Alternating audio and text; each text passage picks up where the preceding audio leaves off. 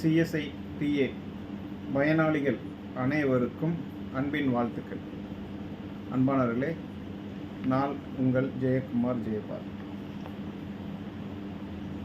CSI DA பயனாளிகள் நலச்சங்கத்தின் நோக்கம் உங்களோடு நாங்கள், உங்களுக்காகவே நாங்கள் என்ற வார்த்தையின்படி உள்ளதை உள்ளதென்றும் இல்லதை இல்லதென்றும் உறக்கச் சொல்வோம் இந்த சிஎஸ்ஐ திருச்சபை மக்களுக்கு. அன்பானவர்களே, இன்றைக்கு 14ஆம் தேதி 7வது மாதம் 2024 இந்த நாளில் ஞாயிற்றுக்கிழமை சிஎஸ்ஐ டிஏ கம்பெனியின் கோவை கிளையின் உபக்கிளையான ஸ்லேட்டர் நகர் திருச்சபையை சேர்ந்த உபக்கிளையான சிஎஸ்ஐ தூய பேதுரு ஆலயம் வீராட்சிப்பாளையம். இந்த வீராட்சிப்பாளையம் எங்கே இருக்குன்னு கேட்டிங்கன்னா ஈரோடு மாவட்டத்தில் இருக்குது. ஈரோடு மாவட்டத்தில்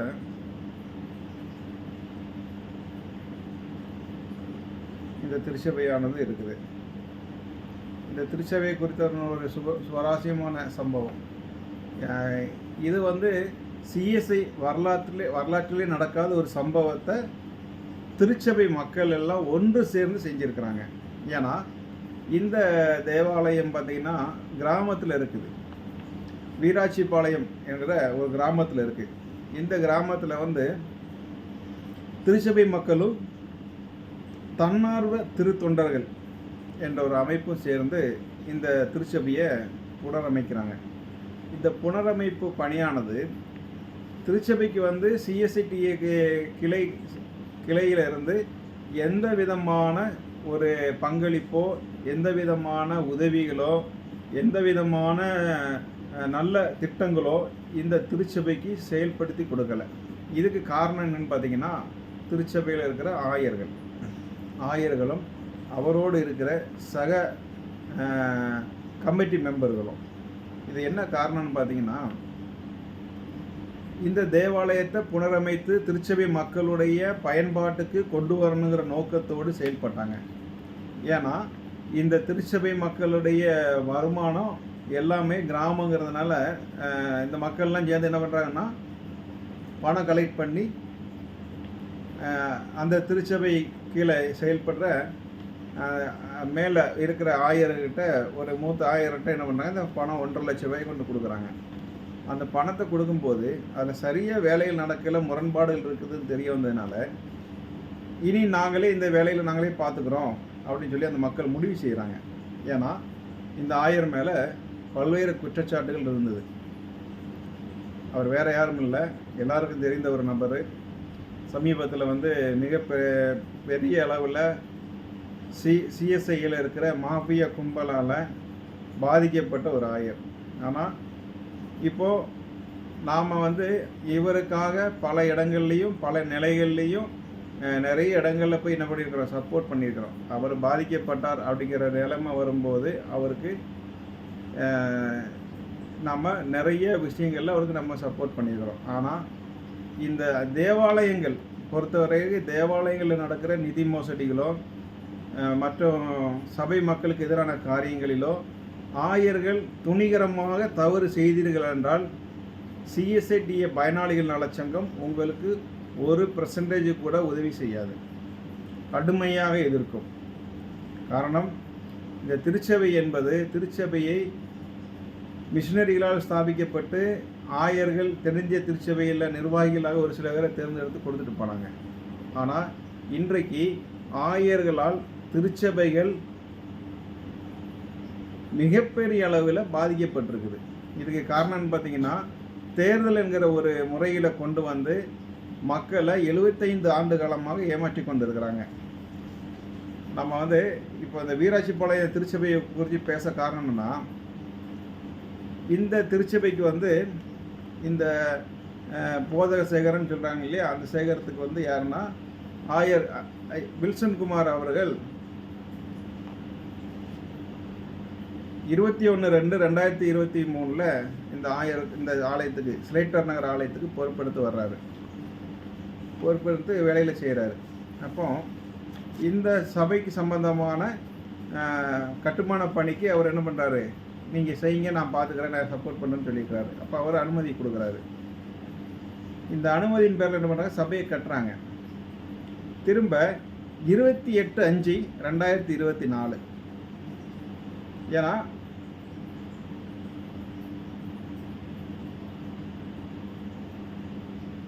ஒரு வருஷமும்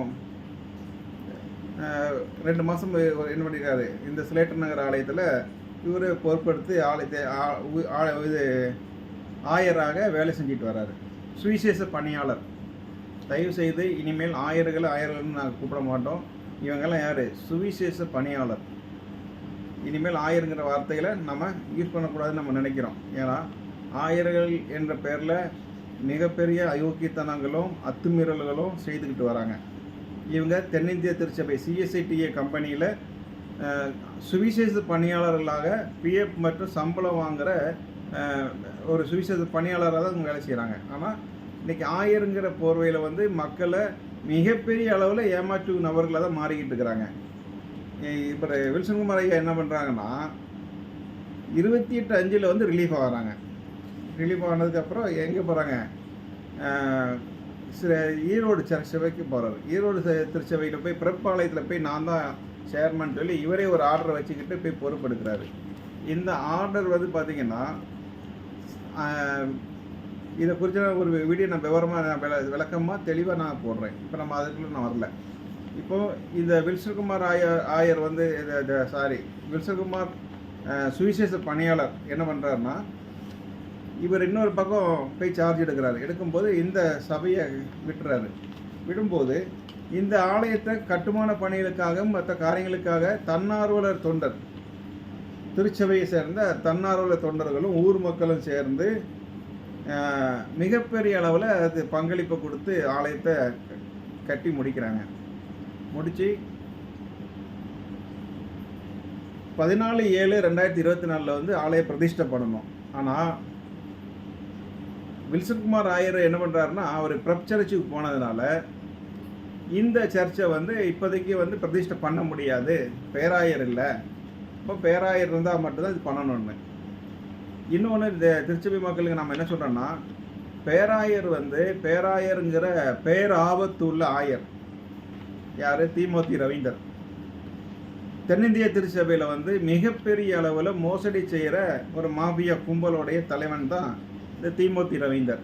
தீமோத்தி ரவீந்தரை சுற்றி இருக்கிற இந்த கொள்ளை கூட்டங்களும் இந்த திருச்சபை களவாணி கூட்டங்களும் மக்களை ஏமாற்றி அரசாங்கத்தை ஏமாற்றி வருகிற இந்த கூட்டங்கள் தான் இன்றைக்கி மிகப்பெரிய அளவில் செயல்பட்டு இருக்குது. அப்போது இந்த ஆலயத்தை கட்டி கொடுக்குறாங்க.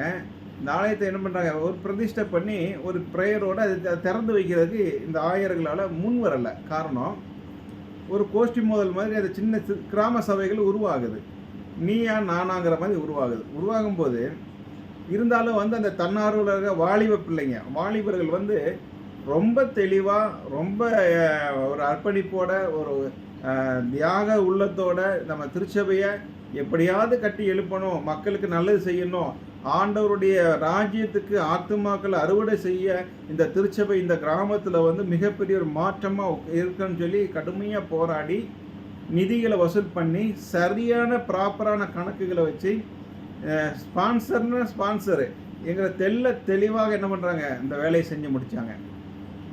ரொம்ப பிரமிப்பாக இருந்துச்சு. இன்றைக்கி அந்த ஆலயத்தை குறித்து நிறைய முரண்பட்ட தகவல் நமக்கு வந்துச்சு. நாம் என்ன பண்ணோம்னா, நம்மளுடைய நிர்வாகி, நம்முடைய CSITA பயனாளி நலச்சங்கத்துடைய ஈரோடு மாவட்டத்துடைய அமைப்பு செயலாளர் சகோதரர் நந்தகுமார் அவர்களை சம்பவ இடத்துக்கு நம்ம என்ன பண்ணோம், போய் விசாரிக்க சொன்னோம். ஏன்னா நமக்கு ஃபோனுக்கு மேலே ஃபோன் வருது. இதை வந்து மக்கள்கிட்ட கொண்டு சேர்க்கணும், என்ன விஷயங்கள் நம்ம என்ன விசாரித்து அதுக்கு என்ன எங்கே தவறு நடந்திருக்குன்னு அவங்க ஆலோசனைகளை கொடுக்கணும், நல்ல வழியில் அதை கொண்டு போகணும். நாம் வந்து திருச்சபையை மூடுவதற்கோ திருச்சபைகளுக்கு நடக்கிற காரியங்களுக்கு திருச்சபைக்கு எதிராகவோ நம்ம செயல்படலை. திருச்சபைகளை திருச்சபை மக்களையும் தவறான வழிகளில் வழிநடத்தி கொண்டு போகிறாங்க. இது வந்து சரிப்படுத்தணுங்கிறதுக்காக நம்ம என்ன பண்ணுறோம், அதுக்காக தான் நம்ம வந்திருக்கிறோம். அப்போது தென்னிந்திய திருச்சபையான இந்த வீராட்சிபாளையம் இந்த ஆலயத்தில் நடக்கிற குறைபாடுகள் என்ன இருக்குன்னு சொல்லி நம்ம நிர்வாகியை அங்கே அனுப்புகிறோம். அப்போ அந்த சகோதரர் நந்தகுமார் அவர்கள் அங்கே போய் என்ன பண்ணுறாங்கன்னா, மிகப்பெரிய தெளிவாக அது ஒரு சர்வே எடுத்து நமக்கு ஒரு ரிப்போர்ட் தராங்க. அந்த ரிப்போர்ட் அடிப்படையில் பார்த்தீங்கன்னா என்ன ஆகுதுன்னா, ஒரு ஆயர்னாலையும் ஆயர் வில்சன்குமார் அவர்களும் அவருடைய நண்பர்கள் அவருக்குன்னு சொல்லி ஒரு கூட்டம் அங்கே இருக்காங்க. அப்போ அவங்கள வச்சு என்ன பண்ணுறாங்க, இந்த ஆலயத்தை திறக்க விடக்கூடாது, என் காலில் வந்து விழுந்தா மட்டும்தான் வந்து நான் திறப்பேன்னு சொல்கிற ஒரு வார்த்தையை சொல்லியிருக்கிறாரா நமக்கு அங்கே விசாரணையில் கேள்விப்படுறோம். அப்போது ஒரு தனிநபருக்காக இந்த ஆலயம் திறக்கப்படாமல் இருக்கக்கூடாது அப்படிங்கிறதுக்காக நம்ம என்ன பண்ணுவோம், நம்முடைய நேருக்கு நேர் பேசுவோம், CSITA உண்மையை நேர்பட பேசுவோம் என்ற குழு வந்து களத்தில் இறங்குச்சு. அப்போ நான் என்ன பண்ணேன்னா, இன்றைக்கு காலையில் நேரடியாக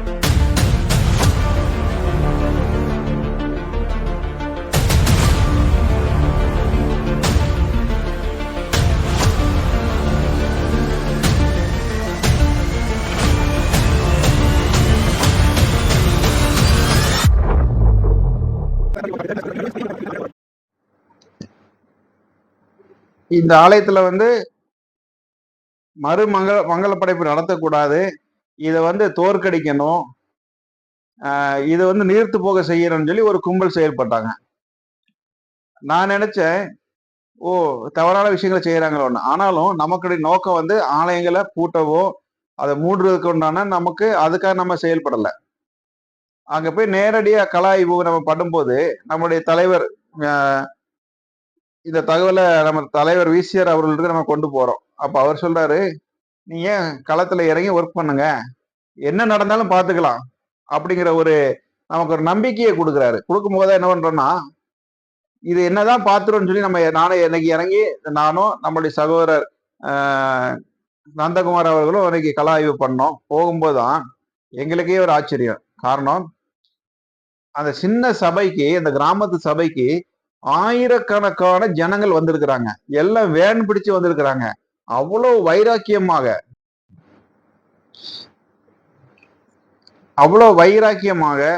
அவ்வளவு தாகத்தோட அந்த பகுதிக்கு வந்திருக்கிறாங்க.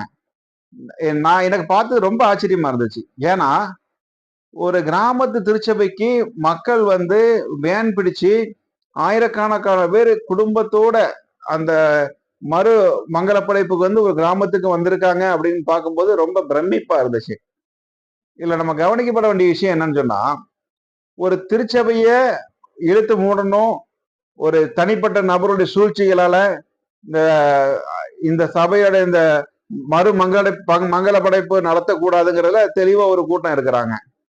இதுல வந்து என்னன்னா, ஒரு ஆயரே இருந்து பின்னாடி செயல்படுறாரு அப்படிங்கும் போது ரொம்ப வருத்தமா வேதனையா இருந்துச்சு. இந்த பதிவு பார்த்தீங்கன்னா, இது மக்களுக்கு கொண்டு வந்து சேர்க்க வேண்டிய ஒரு கடமையில நம்ம இருக்கிறோம். ஆயர்கள் மந்தைய சரியான வழியில வச்சு மேய்ப்பாங்க கொண்டு போக வேண்டிய சூழ்நிலை இருக்கும்போது, இன்னைக்கு இந்த திருச்சபை மக்களை எந்த அளவுக்கு பாதிக்கிறாங்க அப்படின்னு பார்க்கும்போது ரொம்ப வருத்தம். மக்களை வந்து ஆயர்கள் என்ன பண்றாங்கன்னா, பிரித்தாளு சூழ்ச்சிகளை தான் என்ன பண்றாங்க, கொண்டு வராங்க. அப்புறம் அந்த பிரித்தாளு சூழ்ச்சியை கொண்டு வரும்போது என்ன நடக்காங்க, திருச்சபையில எந்த அளவுக்கு நல்ல காரியங்கள் நடக்குமா? நடக்காது. இன்னைக்கு வந்து அந்த ஆலயத்தை திறந்து வைத்த ஆயர்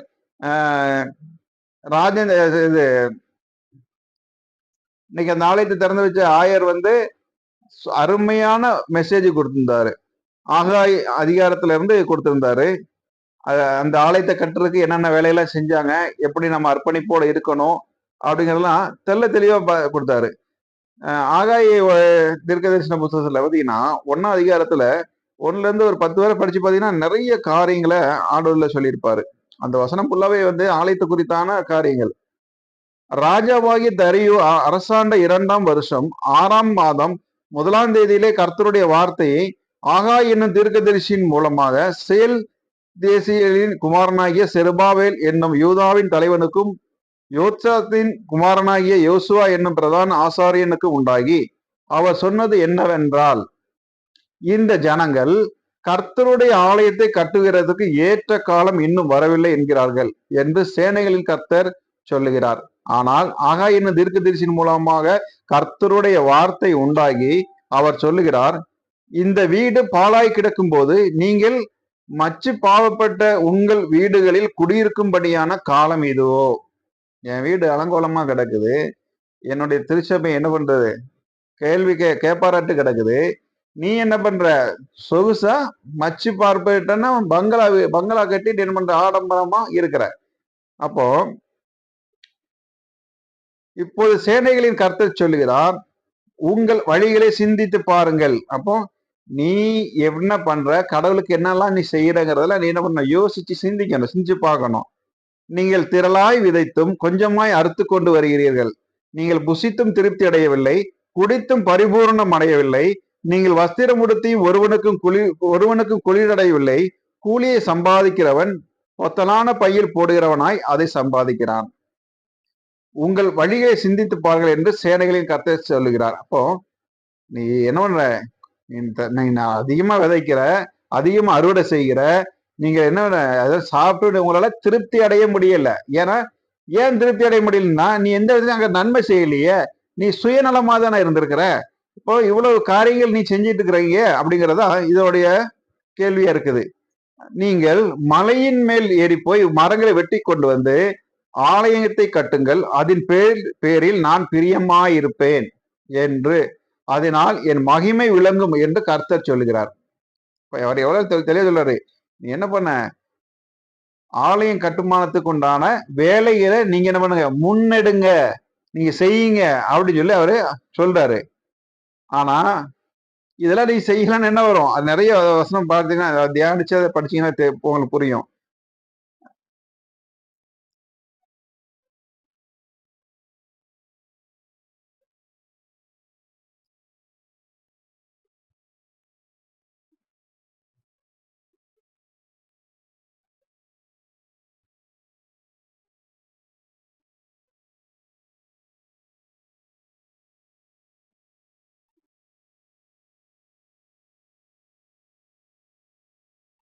அப்ப ஆண்டவர் வந்து நமக்கு நிறைய விஷயங்களை கற்றுக் கொடுக்குறாரு, நிறைய காரியங்களை வசனங்கள் மூலமா நமக்கு கற்றுக் கொடுக்குறாரு. அப்போ ஆலயத்தை கட்டுமானம் பண்றதுக்கு நீ கட்டுறதுக்கும் என்னென்ன வேலைகளை செய்யணும், நீ எப்படி செயல்படணும் அப்படிங்கிறதையும் தெளிவா ஆண்டவர் நமக்கு என்ன பண்றாரு, வாக்கு கொடுக்குறாரு. ஆனா இந்த திருட்டு கூட்டங்களோ இந்த களவாடி கூட்டங்களோ என்ன பண்றாங்க, மக்களுக்குள்ள பிரிவினை உண்டாக்கி ஒரு சுய லாபங்களுக்காக, சுய நலங்களுக்காக என்ன பண்றாங்க, மக்களை துண்டாடுறாங்க. இன்னைக்கு அது திருச்சபையில வந்து வாலிப பிள்ளைங்க, வாலிப பசங்கள்லாம் அவங்க செய்யற விஷயங்களை பார்க்கும்போது ரொம்ப சந்தோஷமா இருந்துச்சு. ஏன்னா சின்ன குழந்தையில, சின்ன பசங்கள்ல இருந்து வாலிப பசங்க வரைக்கும் என்ன பண்றாங்க, பெரியவங்க வரைக்கும், முதியோர்கள் வரைக்கும் அர்ப்பணிப்போட இரவும் பகலும் ரொம்ப உன்னிப்பா கவனத்தோட என்ன பண்றாங்க, ஆலயத்தை அந்த கட்டுமான பணி செய்யறாங்க. இன்னைக்கு அந்த ஒவ்வொருத்தங்க செஞ்சு அதனுடைய பங்களிப்பை அதெல்லாம் இன்னைக்கு ஒரு சாட்சியா அவங்க சொல்லும் போது ரொம்ப அதிசயமா இருந்துச்சு, இப்படியும் இருப்பாங்களா அப்படின்னு. ஏன்னா எனக்கு இதுக்கெல்லாம் கூலி வேண்டாம் அப்படிங்கறதெல்லாம் என்ன பண்றாங்க, மென்ஷன் பண்ணி ஒரு பொருத்தனையோட இந்த வேலையில செய்யறாங்க. தன்னுடைய வேலைக்கு போயிட்டு வந்துட்டு மற்ற நேரங்கள்ல ஆலயத்துக்கு என்று உதாரத்துவமா கொடுத்தும், தன்னுடைய உடல் உழைப்பை கொடுத்தும் அந்த ஆலயத்தை கட்டி முடிக்கிறாங்க. அதுல இந்த ஆலயத்தை பிரதிஷ்டை பண்ண விடமாட்டோம்னு சொல்லி சவால் விட்டங்களுக்கு எதிராக அந்த திருச்சபை தொண்டர்கள் என்ன பண்ணாங்கன்னா அருமையா நோட்டீஸ் அடிச்சுட்டு வந்தாங்க, கூட்டிட்டு இருந்தாங்க. என்ன பண்ணிட்டு இருக்காங்கன்னா, இதுல ஆகாய தீர்க்கதரிசனத்தை சொல்லியிருக்கோம், முந்தின ஆலயத்தின் மகிமை பார்க்கிலும் பிந்தின ஆலயத்தின் மகிமை பெரிதா இருக்கும். ஆமேன். கண்டிப்பா இதுக்கு முந்தின ஆலயம் எப்படினாலும் இருந்திருக்கலாம். ஆனா இனிமேல் இன்னைக்கு பிரதிஷ்டை பண்ணின இந்த ஆலயத்தோட மகிமைய அந்த திருச்சபை மக்கள் கண்டிப்பாக காண்பார்கள். அதுல எந்த ஒரு மாற்று கருத்தும் கிடையாது. என்ன நோட்டீஸ் அடிச்சிருக்காங்க பாருங்க, தென்னிந்திய திருச்சபை கோவை திருமண்டலம், ஈரோடு வட்டகை சிலேட்டர் நகர் போதக சேகரம், சிஎஸ்ஐ தூய பேதுரு ஆலய வீராட்சிபாளையம். ஆலய மறுமங்கல படைப்பு விழா நாள் 10/7/2024, நேரம் ஞாயிற்றுக்கிழமை 11 மணி. மங்கள படைப்பு செய்பவர்கள், இதுதான் பெரிய ட்விஸ்டே. ஆயர் மற்றும் தலைவர், தன்னார்வ திருத்தொண்டர், ஸ்லேட்டர் நகர் பிசிடிசி உறுப்பினர்கள், உள்ளூர் வெளியூர் சபை விசுவாசிகள், உறவினர்கள் மற்றும் நண்பர்கள். குறிப்பு: கிறிஸ்துவுக்கு அன்பானவர்களே, நமது கிளை சபையாக சிஎஸ்ஐ தூய பேதுரு ஆலயம் மேற்கண்ட தேதியில் மறுமங்கல படைப்பு செய்ய இருக்கின்றது. ஆதலால் அனைவரும் அன்று நடைபெறுகின்ற ஆராதனையிலும் மற்றும் அன்பின் விருந்திலும் கலந்து கொண்டு தேவ ஆசீர்வாதம் பெற்று செல்லுமாறு அன்புடன் அழைக்கிறோம். அருமையா பண்ணியிருக்கிறாங்க. அந்த தன்னார்வல தொண்டர்களுக்கும் அந்த திருச்சபை மக்களுக்கும், அதுல இந்த ஆலயம் கட்டுமானத்திற்காக கொடுத்த உழைத்த அனைத்து திருச்சபை மக்களுக்கும் சிஎஸ்ஐடிஏ பயனாளிகள் நலச்சங்கத்தின் சார்பில் நெஞ்சார்ந்த நன்றிகளையும் எங்கள் வாழ்த்துக்களையும் உங்களுக்கு தெரிவித்துக் கொள்கிறோம். இதுல இன்னொரு விஷயம் பாத்தீங்கன்னா, திருச்சபை இப்ப இதே போல கட்டப்பட்டு நிறைய திருச்சபைகள் பிரதிஷ்டை பண்ணாம தனிநபருடைய சுய லாபங்களுக்காக சுயநலங்களுக்காக என்ன பண்ணிருக்கு, முடக்கப்பட்டிருக்குது. அதனால என்ன பண்றீங்கன்னா, இப்படிப்பட்ட சம்பவங்கள் நடக்கும் என்றால் நீங்கள் தெளிவாக இருந்து ஆலய மூப்பர்களை கொண்டு நீங்க பிரதிஷ்டை பண்ணலாம். ஆனா பைபிள்ல இருக்குது. இன்னைக்கு தான் டெக்னாலஜி காலங்கள்ல பிஷப் வரணும், பிஷப் பொண்டாட்டி வரணும், இல்லைன்னா பிஷப்போட வப்பாட்டி வரணும் அப்படிங்கிறதான் இன்னைக்கு என்ன பண்றாங்க, மக்களை நம்ப வச்சு ஏமாத்திட்டு இருக்கிறானுங்க. இன்னைக்கு ஒருத்தன் பாத்தீங்கன்னா அடுத்தவனுடைய மனைவியை கூட்டிட்டு பிஷப்னு சொல்லிட்டு நடக்கிறான். இன்னொருத்தன் நான் தான் இதுக்கு சேர்மன் நடக்கிறான். இன்னொருத்தன் சொத்துக்களை ஒரு பக்கம் வித்துட்டு இருக்கிறான். இதுதான் இன்னைக்கு திருச்சபையில நடக்கிற மோசமான ஒரு சூழ்நிலை. இன்னைக்கு தென்னிந்திய திருச்சபை அழிவின் விளிம்புல போய் நிக்குது. அப்போ இன்னைக்கு இந்த வீராட்சிபாளையம் திருச்சபை மக்கள் எடுத்துக்கிற முடிவு அருமையான முடிவு. அந்த முடிவும் அந்த தீர்மானமும் சிஎஸ்ஐடிஏ பயனாளிகள் நல சங்கம் அதற்கு ஆதரவு 100% ஆதரவு அளிக்கிறது. ஏன்னா இனிமேல் ஒரு திருச்சபையில ஒரு ஆயர் பிரிவினைகளை தூண்டி மக்களை இரண்டாக பிரித்து அந்த வேலைகளை செய்யக்கூடாது. மக்களை நீங்க இரண்டாக பிரித்து சூழ்ச்சியில கையாண்டு நரித்தனமான வேலைகளை செய்தீர்கள் என்றால் என்ன சம்பவிக்கும் என்பதற்கு வீராட்சிபாளையம் தேவாலயமே சாட்சி. இந்த திருத்தொண்டர்கள் உருவாகுவது போல இன்னும் பல திருத்தொண்டர்கள் உருவாகுவார்கள். ஆனால் தயவு செய்து சொல்றேன், திருச்சபை மக்களே, உங்களை ஆயர்கள் எப்படி வஞ்சிக்கிறாங்க, உங்களை எப்படி கையாளுறாங்க, கமிட்டிங்கிற பேர்ல என்னென்ன நய வஞ்சகங்களை செய்யறாங்க, இந்த கமிட்டிங்கிறவங்க கூட்டு களவாணிகளா சேர்ந்து எந்த அளவுக்கு மோசடி பண்றாங்க அப்படிங்கிற நீங்க புரிஞ்சுக்கணும். ஏன்னா ஒரு ஆயர் அந்த சபையை கட்டுறதுக்கு அனுமதி கொடுக்குறாரு. அதே ஆயர் நான் திறக்க வரமாட்டேன்னு சொன்னாருன்னா அது எப்படி ஏத்துக்க முடியும்? கண்டிப்பாக அது முடியாது. அப்போ என்ன பண்றாங்க, அங்க கோஷ்டி மோதலை உருவாக்குறாங்க. திருச்சபை மக்கள் ஒன்றா இருக்க அவங்களுக்கு அது பிடிக்கிறது இல்லை.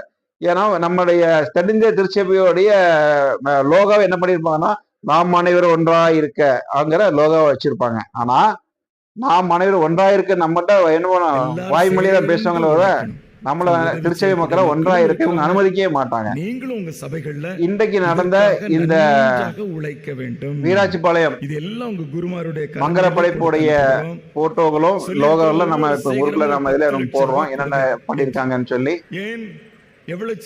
திருச்சபை மக்கள் அனைவரும் ஒற்றுமையுடன் வாழுங்க, ஒன்று சேருங்க. நீங்க பிரிவினைக்குள்ளே போகாதீங்க. ஒண்ணு சொந்த பந்தம் சொல்லி பிரிப்பான், ஒண்ணு ஜாதியை சொல்லி பிரிப்பான், ஒண்ணு அரசியலை சொல்லி பிரிப்பான். ஆனா ஆண்டவருக்குள்ள அன்புக்குள்ள நம்ம நிலைக்கணும். ஆயர் சொல்றதுல வேத வாக்குங்கிறத நீங்க எடுத்துக்கவே கூடாது. ஏன்னா இன்னைக்கு ஆயர்கள் தென்னிந்திய திருச்சபையில இருக்கிற ஆயர்கள் இன்னைக்கு வேத புரட்டுதான் இருக்காங்க.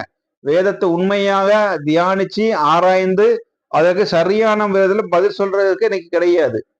அதனால நீங்க என்ன பண்றீங்க, திருச்சபை மக்கள் எச்சரிக்கையா இருங்க.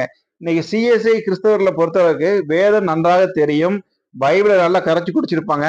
ஆனா இந்த ஓநாய் கூட்டம், இந்த ஓநாய் போல இருக்கிற வர்றாங்களே ஆயர்கள், ஒரு சில ஆயர்கள், நான் எல்லா ஆயர்களும் சொல்ல, எல்லாமே இல்லை, நல்லா தப்பா சொல்ல, ஒரு சில ஆயர்கள், ஒரு சில களவாணி கூட்டங்கள் இன்னைக்கு லூசிபருடைய சேனைகளை செயல்படுறாங்க. வேதத்தை திருச்சி பேசியும் மறிச்சு பேசியும் ஆயர்களுக்கு எதிராக ஏதாவது சொன்னா உனக்கு சாபம் வந்துடும், உனக்கு நாசம் வந்துடும் சொல்றாங்க. அப்ப இதே ஆயர்கள் தப்புக்கு மேல தப்பு பண்றாங்க, அவங்களுக்கு சாபம் வராதா, அவங்களுக்கு நாசம் வராதா? இன்னைக்கு எத்தனை ஆயர்கள் வந்து எந்த அளவுக்கு குடும்ப சூழ்நிலை மோசமா இருக்காங்கிறத நீங்க தெளிவா பாருங்க. வெளியில வேணா அவங்க என்ன பண்ணலாம், பெருமைக்காக பேசிட்டு நடக்கலாம். ஆனா கடுமையாக பாதிக்கப்பட்டிருப்பாங்க. இப்போ ஒவ்வொரு ஆயர்களும் செய்யற தண்டவாளங்களும் அவங்க செய்யற தவறுகளையும் நம்ம என்ன பார்க்கணும், கேட்க வேண்டிய சூழ்நிலையில உட்கார்ந்து இருக்கிறோம். நம்ம நம்பி என்ன பண்றோம், நம்ம அந்த வேலைகளை அவங்க கிட்ட கொடுக்குறோம். ஆனா மிகப்பெரிய அளவுல நம்பிக்கை துரோகிகளாக மாறிக்கிட்டு இருக்கிறாங்க. இதுக்கு வீராட்சிப்பாளையம் திருச்சபை போல இன்னும் நிறைய திருச்சபைகள் என்ன பண்றாங்க, அனுமதி கொடுக்காம 100 வருட ஆலயங்கள்லாம் கட்டுமானம் அனுமதி கொடுக்காம இருக்குது. இப்படிப்பட்ட ஆலயங்களுடைய அடுத்த அறப்போராட்ட காலத்தோட மீண்டும் ஒரு ஆலயத்தை குறித்தான இன்னும் ரொம்ப மோசமான ஒரு சம்பவம் நம்ம கேள்விப்பட்டோம். ஏங்க இந்த வீராட்சிப்பாளையம் இந்த இன்னைக்கு இந்த ஆலயத்தை குறித்த சம்பவங்களை நம்முடைய தலைவர் விசிஆர் அவர்களுடைய அறிவுறுத்தலின் பேரில் நாங்க பார்க்க போனதில்லை. அதுக்கு அடுத்து இன்னொரு சபையை குறிச்சான ஒரு செய்தி, அந்த சபையை குறிச்ச செய்தி கேட்கும்போது இன்னும் நமக்கு வந்து என்னன்னா, நம்ம நம்ம எதை நோக்கி போய்கிட்டு இருக்கிறோம், நம்ம சுவிசேஷம் எதை நோக்கி போய்கிட்டு இருக்குது, தெரிஞ்ச திருச்சபை எதை நோக்கி பிரயாணப்படுது. அப்போ மக்களுடைய ஒவ்வொரு காரியங்களும் கேள்விக்குறியாகிட்டு இருக்குது. அன்பானவர்களே, தென்னிந்திய திருச்சபையை பிரித்தாலும் சூழ்ச்சிகளை செய்யும் ஆயர்களிடம் எச்சரிக்கையாக இருங்கள். அவர்கள் நம்மள நய வசனிப்புகளையும் நய வஞ்சகத்தையும் நம்மளிடம் திணிப்பார்கள். ஆனால் நீங்கள் வேதத்தின் அடிப்படையில் அவர்களிடம் கேள்விகளை கேளுங்கள். வேதம் இதைத்தானே சொல்லுகிறது. வேதம் எங்கேயும் வந்து நீ வந்து பிஷப்பை கூட்டிட்டு வரணும், நீ அவனை கூட்டிட்டு வரணும், இவனை கூட்டிட்டு வரணும் எங்கேயும் சொல்லல. நல்லா தெரிஞ்சுங்க, சபையின் மூப்பர்களை கொண்டு நீ என்ன பண்ணலாம், திருச்சபையை திறக்கலாம்.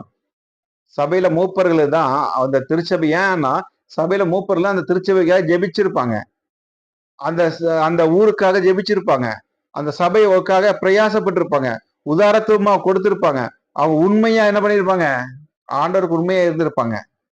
ஆனா ஆயர்கள் நீங்க என்ன பண்றீங்க, 5 வருட காலம் உங்களுடைய பணிக்காக வர்றீங்க, இங்க இந்த சபையை 2 ஆக்கிடுவீங்க, இங்க இருந்து இன்னொரு பக்கம் போவீங்க, அங்கேயே 2 ஆக்கிடுவீங்க, அப்புறம் இன்னொரு பக்கம் போவீங்க, அங்க 2 3 ஆக்கிடுவீங்க.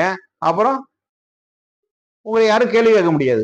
நீங்க தவறுக்கு மேல தவறு செஞ்சுக்கிட்டு மிகப்பெரிய அளவில் மாஃபியா கும்பலாக செயல்படுவீங்க. கடுமையான உங்களுக்கு எச்சரிக்கிறோம்.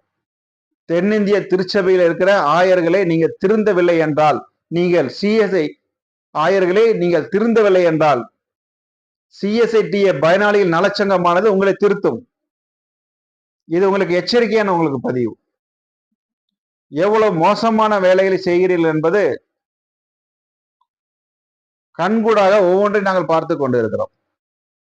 இனி தவறு செய்கிற ஆயர்கள் அவருடைய முகத்திரையை தென்னிந்திய திருச்சபை கிழிக்கும் என்பதில் எந்த ஒரு மாற்று கருத்தும் கிடையாது. ஆயர்களோடு கூட்டு சேர்ந்துகிட்டு திருச்சபைக்குள்ள நீங்க செய்யற எல்லா தில்லாலங்கடி வேலைகளும் உன்னிப்பாக கவனித்துக் கொண்டிருக்கிறது சிஎஸ்ஐடிஏ பயனாளிகள் நலச்சங்கமானது. மீண்டும் இன்னொரு உண்மை சம்பவத்தோடு உங்களை நான் சந்திக்கிறேன்.